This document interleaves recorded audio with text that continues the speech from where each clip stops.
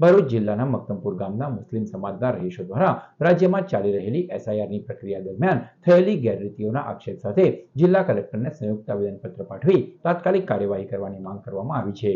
મક્તમપુર ગામના અનેક કાયદેસર અને વર્ષોથી વસવાટ કરતા મતદારોના નામો સામે ખોટી અને ગેરકાયદેસર વાંધા અરજીઓ કરવામાં આવી હોવાનો આવેદનમાં ઉલ્લેખ કરાયો છે। અનેક કેસોમાં સ્થળ તપાસ કર્યા વિના સંબંધિત મતદારોની પૂછપરછ કર્યા વિના તેમજ પૂરતા પુરાવા જોયા વિના જ ફોર્મ સ્વીકારવાની કાર્યવાહી કરવામાં આવી હોવાનું પણ રજૂઆતમાં ઉલ્લેખાયું છે। આ પ્રક્રિયા કુદરતી ન્યાયના સિદ્ધાંતોને વિરુદ્ધ હોવાનું પણ આવેદનમાં જણાવાયું છે। ગ્રામજનોએ કલેક્ટર પાસે માંગણી કરી છે કે તમામ વાંધા અરજીઓની સ્વતંત્ર, નિષ્પક્ષ અને વિગતવાર તપાસ કરવી જોઈએ। કયા મતદારો વિરુદ્ધ અરજીઓ થઈ તેની સત્તાવાર માહિતી મેળવી ખોટી માહિતીના આધારે કાર્યવાહી કરનાર વ્યક્તિઓ અને અધિકારીઓ સામે કાયદેસરના પગલાં લેવા જોઈએ। વધુમાં તપાસ પૂર્ણ ન થાય ત્યાં સુધી સંબંધિત ભલામણો સ્થગિત રાખવા, સંબંધિત મતદારોને પૂરતી રજૂઆત અને પુરાવા રજૂ કરવાની તક આપી અંતિમ નિર્ણય સુધી કોઈપણ મતદારનું નામ યાદીમાંથી ન કાઢવાની માંગણીઓ કરવામાં આવી છે।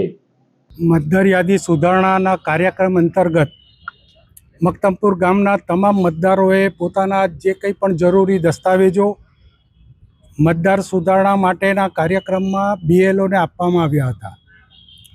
રાજકીય પક્ષના કેટલાક કાર્યકરોની રાજકીય મહેચ્છાઓ સંતોષવા માટે એસઆઈઆર 7ના ફોર્મનો ખોટો ઉપયોગ કરી સૌહાર્દપૂર્ણ વાતાવરણમાં આ ગામની અંદર 395 જેટલા મુસ્લિમ મતદારોને કમી કરવા માટે એસઆઈઆર 7ના ફોર્મ ભરાવવામાં આવ્યા છે।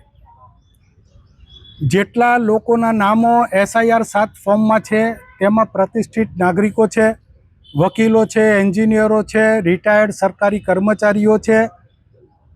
આ પ્રક્રિયામાં એસઆઈઆર 7 ફોર્મની જે આખી પ્રક્રિયા છે તે એટલા માટે શંકાસ્પદ છે કે ગણીને ચૂંટીને એક જ વર્ગના લોકોને ટાર્ગેટ કરીને આ ફોર્મ ભરાયા છે અને અધિકારીઓએ તે કોઈપણ જાતની દરકાર કર્યા વગર સ્વીકાર્યા છે।